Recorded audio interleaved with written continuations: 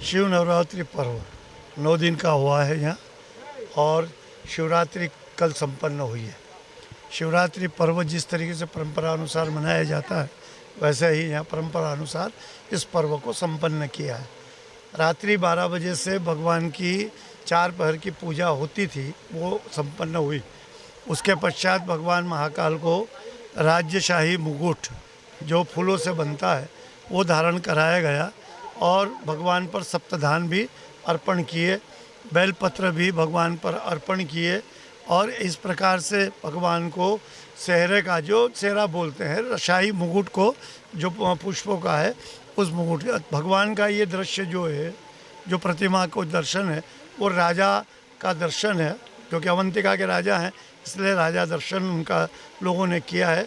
ये भी संपन्न हुआ है। और दोपहर 12 बजे, वर्ष में एक बार इसके दर्शन जो सेहरे के होते हैं 12 बजे तक, उसी के बाद में भस्म आरती की गई। और भस्म आरती का जो क्रम है, जो पद्धति है, जो पूजा सेवा है, वो पूर्ण संपन्न हुई, जिसमें पंचामृत सेवा, भगवान का भांग से श्रृंगार, भगवान को वस्त्र वस्त्र इत्यादि सब धारण करा के भस्म आरती संपन्न करके आज भगवान का ये 9 दिन का नवरात्रि पर्व संपन्न हुआ है। अब भगवान का भोग लगने के पश्चात ब्राह्मणों का भोजन होगा।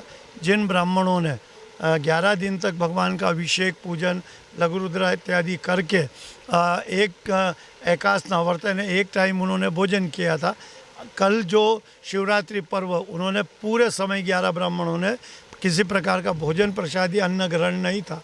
अब भगवान के भोग का ही भोजन करके सबने अपना पारना छोड़ा है, व्रत छोड़ा है। और इस प्रकार से 9 दिन नवरात्रि का पर्व पूरे धूमधाम से इस महाकाल मंदिर में संपन्न हुआ। देखिए, आज जो भगवान का जो दर्शन है, जो मुकुट भगवान पे चढ़ा है, जिसे हम सेहरा दर्शन भी कहते हैं, और राज मुकुट, अवंतिका के राजा है महाकाल, और महाकाल अवंतिका राजा है, तो राजाशाही दर्शन ये वर्ष में एक बार होता है। वो 4 पहर की जो संकल्प पूजा है शिवरात्रि की, उस संकल्प पूजा के बाद ये सेहरा दर्शन भगवान का होता है। इसलिए परिवर्तन भी जो है ये यहाँ की परंपरा अनुसार भगवान महाकाल की ही आज्ञा से है। इसलिए वर्ष में एक मर्तबा भगवान की आरती, अब जो निराकार स्वरूप, अभी साकार स्वरूप है, अब निराकार स्वरूप का दर्शन भगवान का हुआ है।